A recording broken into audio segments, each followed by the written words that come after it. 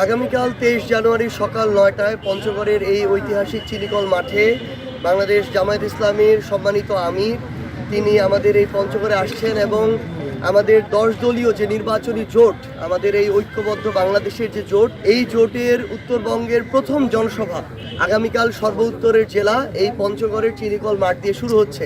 আমরা মনে করছি যে পুরো পঞ্চগড় জেলার লক্ষ লক্ষ মানুষের একটি জনসমাগম আগামীকালকে এখানে হতে যাচ্ছে, যেখানে ইনশাআল্লাহ তিল ধারণেরও কোনো ঠাঁই থাকবে না। কারণ মানুষের মধ্যে যে উৎসাহ উদ্দীপনা, কারণ আমরা আমাদের নির্বাচনী জনসভা শুরু করতে যাচ্ছি আমাদের সম্মানিত আমিরে জামায়াতের বক্তব্যের মধ্য দিয়ে, তার শুভ উদ্বোধনের মধ্য দিয়ে। আজকে 22 তারিখ আমাদের নির্বাচনী জনসভা শুরু হওয়ার কথা ছিল, কিন্তু আমরা আজকে এটা রাখিনি। কারণ আমরা মনে করি যে আমাদের 10 দলীয় যে নির্বাচনী ঐক্য, সেই ঐক্যের সবচেয়ে বড় রাজনৈতিক দল বাংলাদেশের জামায়াত ইসলামীর সম্মানিত আমির যখন তিনি নিজে আমাদের এই জনসভা উদ্বোধন করবেন, এই যে বিজয়ের ঢেউ, জীবন অবাক না করলে কে করবে? 28% মিল্ক ফ্যাটের অবাক করার সাথে ফ্রেশ মিল্ক পাউডার, জীবন অবাক করুক প্রতিদিন।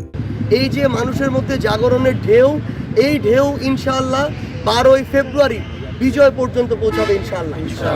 এবং পুরো শুধু পঞ্চগড় নয়, পুরো বাংলাদেশের প্রত্যেকটা মানুষ কিন্তু এখন পরিবর্তনের পক্ষে।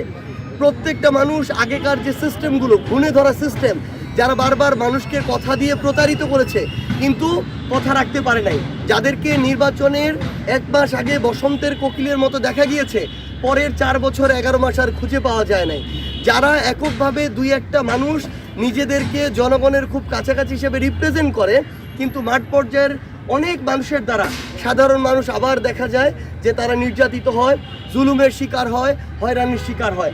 আপনি মাঠ পর্যায়ে কৃষকের কাছে যান, শ্রমিকের কাছে যান, মজুরের কাছে যান, প্রত্যেকেই পরিবর্তনের পক্ষে। প্রত্যেকের বিবেকের মধ্যে অভ্যুত্থান বিপ্লবের যে বার্তাটা, সেটা পৌঁছে গিয়েছে।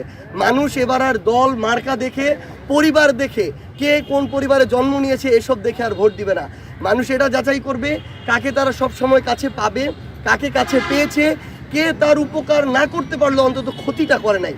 মানুষ তাদেরকে বয়কট করবে যারা এখনও ধমক দিচ্ছে, যারা বলছে ভোট না দিলে নির্বাচনের পরে দেখে নিবে, যারা তাদের জায়গা থেকে ক্ষমতার অপব্যবহার করে মানুষকে মিথ্যা মামলা দিচ্ছে, মামলা দিয়ে হয়রানি করছে, মামলা থেকে নাম কাটানোর জন্য টাকা খাচ্ছে।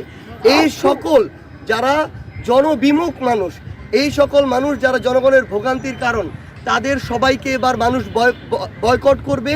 এবং আমরা ইনশাআল্লাহ বিশ্বাস করি আমাদের সম্মানিত আমিরে জামায়াত পঞ্চগড়ে আসার মধ্য দিয়ে যে গণজোয়ার তৈরি হবে, সেই গণজোয়ার বাংলাদেশের সর্বোত্তরের জেলা পঞ্চগড় থেকে শুরু করে সর্বদক্ষিণের জেলা কক্সবাজার পর্যন্ত ছড়িয়ে পড়বে।